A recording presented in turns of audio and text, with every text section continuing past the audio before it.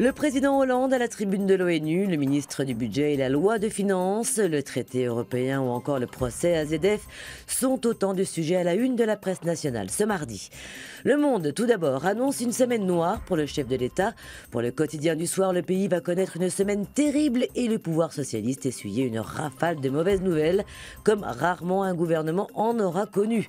L'annonce de 3 plans sociaux géants et redoutés, Sanofi, ArcelorMittal et Petroplus, la publication de chiffres de chômage accablants et pour couronner le tout, un budget de rigueur de gauche va détailler vendredi un effort de 30 milliards d'euros, dont 20 milliards de hausse d'impôts et tout cela, précise Le Monde, en l'absence de François Hollande qui, hasard du calendrier diplomatique, sera presque toute la semaine à New York pour l'Assemblée générale des Nations Unies. François Hollande qui cherche ses marques, selon Le Figaro. Son intervention dès aujourd'hui à la tribune de l'ONU est pour lui l'occasion de préciser une image diplomatique qui reste floue, estime le quotidien conservateur. Comme sa position dans les dossiers de la Syrie, par exemple. La Syrie qui fait la une de la Croix. La guerre civile syrienne est dans tous les esprits à New York, où s'ouvre donc l'Assemblée générale des Nations Unies, mais aucune solution n'est en vue, déplore le journal catholique. Pour sa part, Libération s'intéresse ce matin au ministre du Budget, Jérôme Cahuzac, qu'il qualifie du méchant du gouvernement.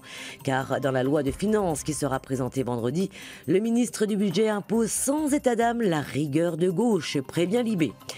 Bourse, les groupes chinois sont les meilleurs capitalistes du monde, selon les Échos, qui précisent que les sociétés asiatiques sont en tête d'un classement mondial de la création de valeur pour les actionnaires.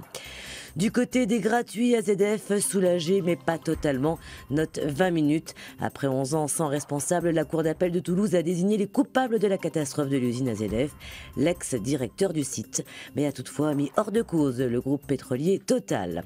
L'autre gratuit, Métro, se penche sur Facebook et peut-être le bug de trop. Déjà critiqué pour sa politique de confidentialité complexe, le réseau social a pris un nouveau coup dur hier.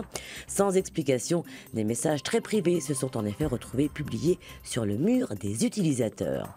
Enfin, côté sport, dans un long entretien accordé à l'équipe, Rafael Nadal, blessé et absent des cours depuis 3 mois, affirme qu'il n'a pas peur, il n'est pas inquiet et annonce qu'il reviendra quand il sera à 100%.